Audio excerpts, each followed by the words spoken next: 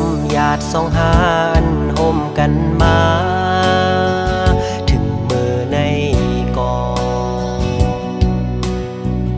จะอ่านเข้าไปกว่าถึงยังไม่หายเกเงินคำกำลื่นสุดหาไล่ผาดกันเมื่ออยู่โดยเกเงินคำอ่อนเปิด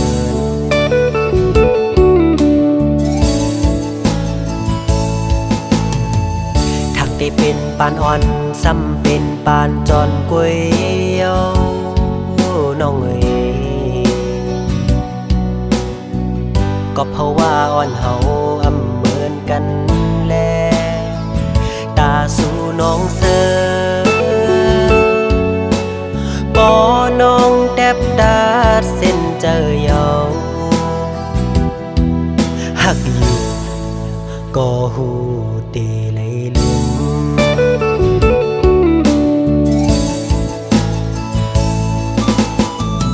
ยังอ่านอ่อนสู่แลปีเฮาอ่านกึมเศร้าไว้เป็นเฮินห่มเร็วน้ำหยาดสองหานไหลย้อนมาคือได้ว่ามันแห้งหมดเย้าแลหักกันอยู่ก็อำไหลห่มค้างสู่น้องนางเยาคือใจก็เลี้ยว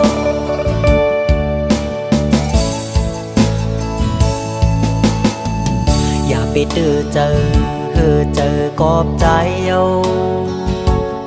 โอ้น้องเอ๋ย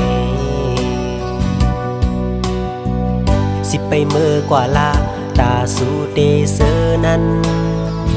เฮอเป็งปอเจอ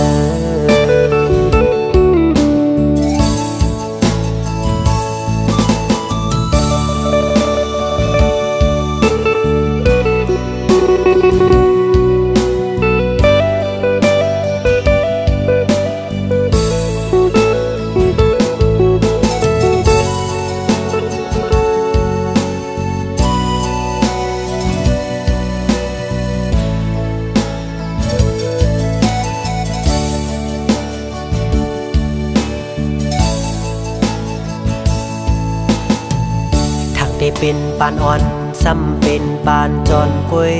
เย้าน้องเอ๋ยก็เพราะว่าอ่อนเฮาอำเหมือนกันแลตาสู่น้องเสือปอน้องแทบดาดเส้นเจอเย้าหักอยู่ก็หูเตเลยลืม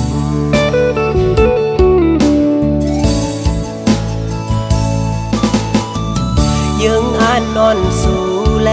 ปีเฮา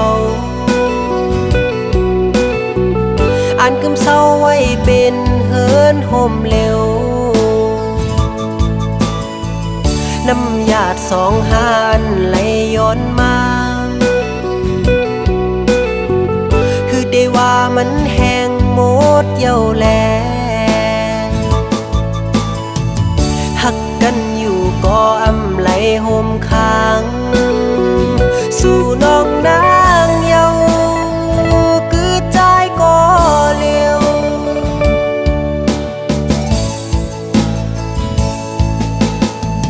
อย่าไปเจอกอบใจเยาโอ้น้องเอ๋ย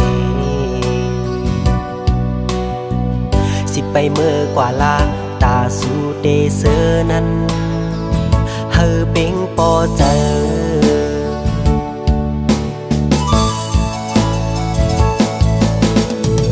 สิไปเมื่อกว่าลาตาสู่เดเซอนั้นเฮอเป็งปอเจอ